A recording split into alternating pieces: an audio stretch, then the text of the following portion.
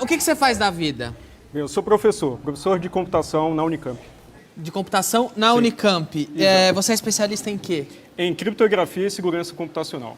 Então, me corrija se eu estiver errado, você é o cara que eu ligo quando esqueço a senha do banco, não? Às vezes. Às vezes? Na verdade, eu sou o cara que projeta mecanismos para que o sistema seja mais resistente, aquela senha seja armazenada de maneira segura, ou quando o usuário utiliza aquela senha, não existe uma possibilidade dela vazar, por exemplo. Você é um especialista em segurança da informação. Sim. Pelo que eu entendi, você defende que a urna eletrônica é tão confiável quanto os políticos que se elegem com ela? De certa forma.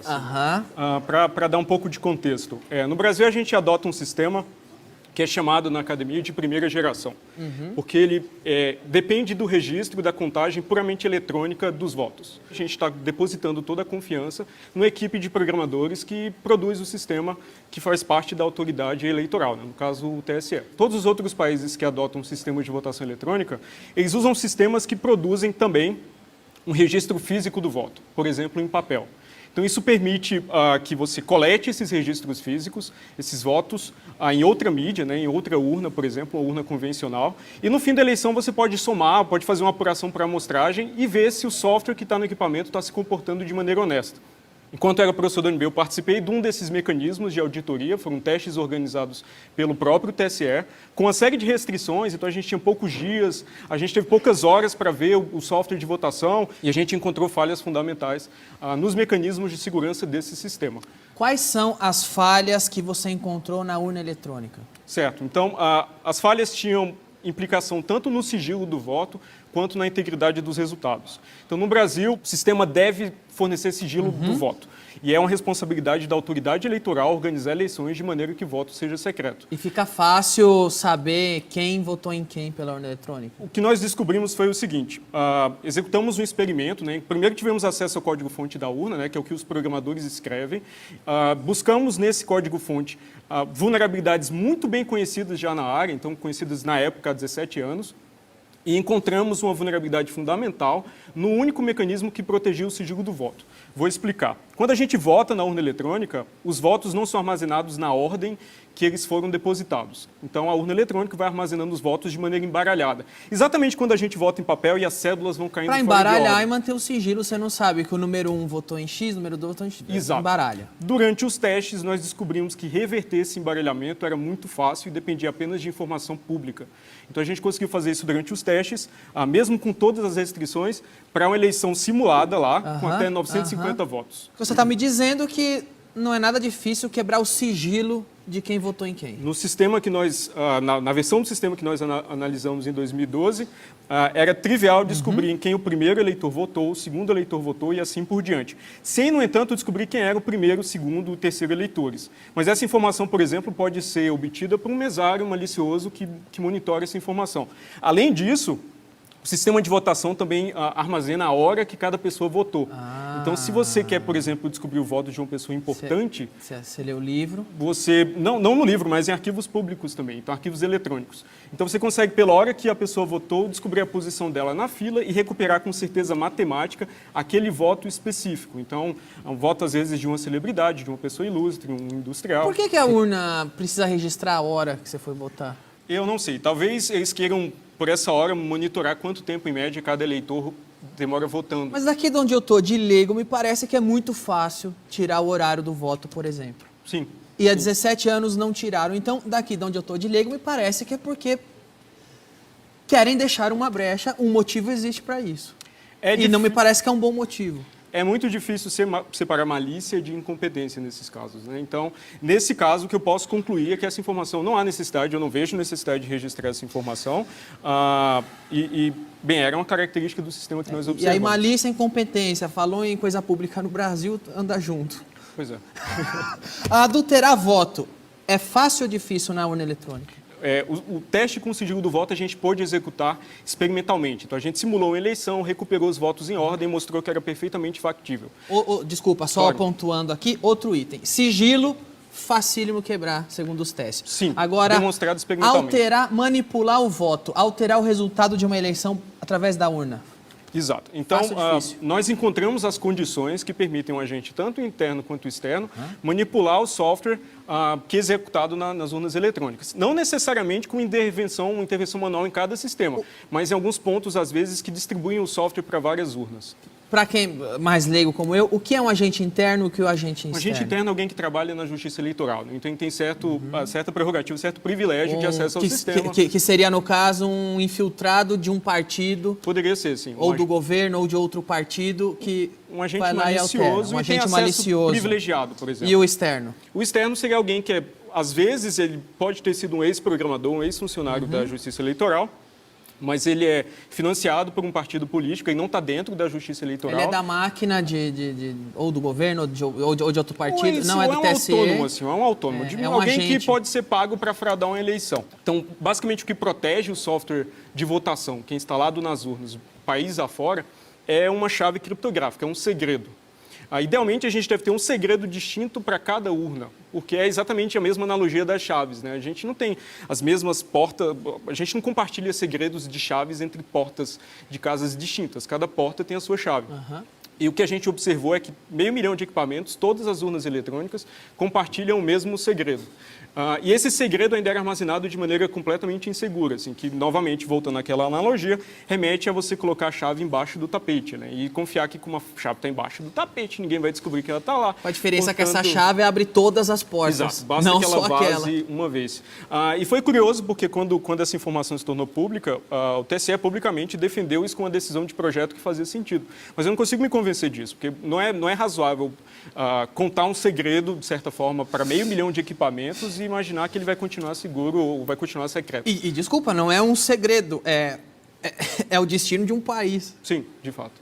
Agora, eu como leigo, mais uma vez, daqui me parece que tudo não são problemas difíceis de consertar, são problemas que existem há 17 anos na urna, são problemas que merecem uma satisfação e que ninguém conserta, ninguém dá uma satisfação. Daqui de onde eu estou de leigo, me parece que um motivo por trás tem. Você, como especialista, o que te parece? O que eu observei, esses problemas, essas vulnerabilidades não são tecnologicamente avançadas. São coisas que eu ensino para os meus alunos de graduação a não cometer. Estudantes em formação conseguiriam resolver os problemas da urna eletrônica que há 17 anos o TSE não resolveu. Sim, talvez não da melhor forma, né? Mas melhor do que está hoje. As soluções estão nos livros-texto, não são soluções tecnologicamente sofisticadas. Assim. O TSE defende muito que a gente precisa no Brasil de um sistema sem nenhum tipo de registro físico do voto. Mas sistemas que não têm esse registro físico, eles também não permitem recontagem em caso de suspeita de fraude. Porque qualquer recontagem vai sempre contar os registros eletrônicos que já podem estar fraudados. Então você precisa de um registro físico conferido pelo eleitor para poder fazer uma recontagem e tentar descobrir se o software foi adulterado ou não, por exemplo. E o que impede de uma urna eletrônica gerar um registro físico ou então de votar da forma eletrônica e também na forma tradicional? Bem, é um certo custo adicional, porque você precisa de uma impressora acoplada, uma impressora adicional, né, papel para imprimir esses votos, talvez um pouco mais de logística para organizar essa impressão e essa apuração posterior, porque um pouco de cuidado na implementação, porque esse registro físico não pode ser implementado de forma que o eleitor leve um comprovante do seu voto para casa, porque senão ele pode quebrar, os eleitores podem quebrar com muita facilidade o próprio sigilo do voto ou outros agentes, então precisa um pouco de cuidado.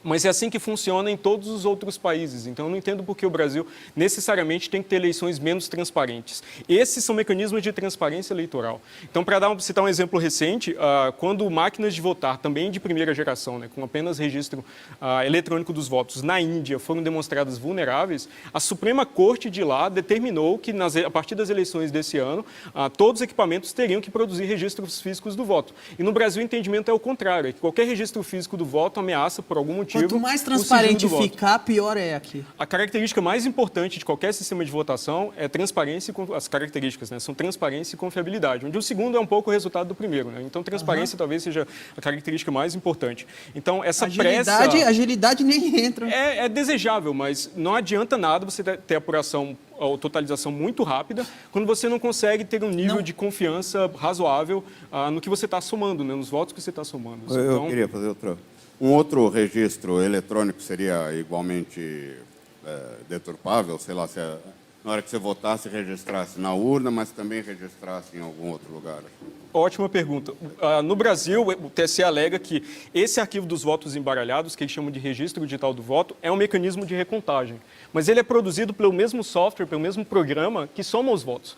Então, se o atacante toma, o adversário, o fraudador, né, toma controle do software que conta os votos, ele também produz um registro dos votos embaralhados que é compatível com aquela contagem. Então, você precisa de uma outra mídia, de fato, até para aumentar o custo de ataque, porque agora o atacante, o fraudador, tem que manipular de maneira compatível vários registros e também você tem uma trilha verificada pelo eleitor, no caso, independente da trilha eletrônica, dos votos armazenados de maneira eletrônica. Rápida, igual, né? E que tem fraudes também, tem possibilidade de fraude, mas todas elas são visíveis, né? Porque envolvem você subtrair papel, sumir com lona, que eram fraudes que aconteciam na eleição com cédula no Brasil e deixavam testemunhas, né? Uma eleição puramente eletrônica não deixa testemunhas para a sociedade nos fiscais eleitorais. Só precisa de um cara com uma chave para alterar onde ele quiser. Sem testemunhas, ele faz sozinho. Essa foi a condição que a gente encontrou. A gente não pôde testar isso durante os testes organizados pelo TSE, a possibilidade de adulterar o sistema com essa informação, com esse segredo compartilhado, porque não teve tempo, eram pouquíssimos dias, mas também não houve interesse posterior do TSE em tentar montar, simular esse ataque para ver quão eficaz ele seria na prática. E quando você chega no TSE e mostra toda essa falha e mostra como é fácil fraudar uma eleição com a urna deles, o que eles falam? Uma entrevista que eu dei para um portal de internet logo depois dos testes e descrevi de maneira técnica todos esses problemas, a resposta oficial do tribunal era basicamente dizer que a minha atitude era uma ameaça à democracia. Assim, que eu também isso é uma ameaça à democracia. Aparentemente, ou pelo menos no entendimento do tribunal. Questionar qualquer coisa ameaça a democracia. Tá Quando bom. isso é radicalmente diferente da cultura que a gente tem na universidade e na academia, né? Que é tratar dos problemas, descrevê-los em detalhes, avaliar de maneira técnica quão seguro é ou não o sistema, propor soluções, implementar essas soluções e evoluir a segurança do sistema ao longo do tempo. O TSE acha que... Porque eu sou proibido de fazer piada com político em época de eleição. Não sei se você sabe. Não sabia. O TSE vem aqui na emissora, diz que é proibido fazer piadas com os políticos na época da eleição, com partidos, com políticos, com governo. Eu não posso tocar no assunto. Por quê? Porque para o TSE, se eu fizer uma piadinha com um candidato, eu posso estar influenciando o voto e alterando o resultado da eleição. Mas a urna não ser transparente não tem problema nenhum, eles deixam passar, fica tudo tranquilo. Eles não estão preocupados com a falta de transparência da urna, com a facilidade em fraudar a urna. O problema é fazer piadinhas com o político na época de eleição. Agora, o que acontece é que democracias muito mais antigas, maduras, mais desenvolvidas, não querem a urna eletrônica lá e o brasileiro se orgulha que tem isso aqui. Por quê? Para citar alguns exemplos, na Alemanha tem um entendimento muito diferente e interessante, que eles chegaram a utilizar sistemas com essas mesmas características, mas um entendimento da Suprema Corte de lá é que um sistema de votação utilizado pela sociedade para eleger seus líderes não pode exigir conhecimento de especialista para uma auditoria. Porque assim, se você não precisa de conhecimento especializado para fazer auditoria, que toda pessoa, de fato, é um fiscal, é um auditor. Né? Então, lá, o entendimento da Constituição, da Suprema Corte de lá, é que um sistema desse simplesmente é inconstitucional, não pode ser utilizado para eleições oficiais. Então, o que eu acho um entendimento muito interessante, porque eles tentam adotar algo que é diretamente observado ou auditado pela população. Então, aqui há sempre uma concentração desses poderes de auditoria. Então, atualmente, por exemplo, fiscais de partido político podem auditar o sistema de votação. Eles podem ir ao TSE e examinar o código-fonte, mas o TSE exige a assinatura de um termo de sigilo para isso. Então, eles podem ver o sistema, características técnicas do sistema, mas não podem falar para prestar contas para a sociedade do que é feito, da qualidade do sistema lá dentro. Então, há uma obsessão com o controle e a falta de transparência é endêmica em várias etapas do processo. Bom, tá bom. Muito obrigado por ter vindo. Vou te pedir que você não questione mais essas coisas, que questionar é uma ameaça à democracia. Tudo bem? Tudo bem. Muito obrigado. Diego Aranha, você volta para cantar no final? Posso Eu tô brincando. tentar, eu não sou muito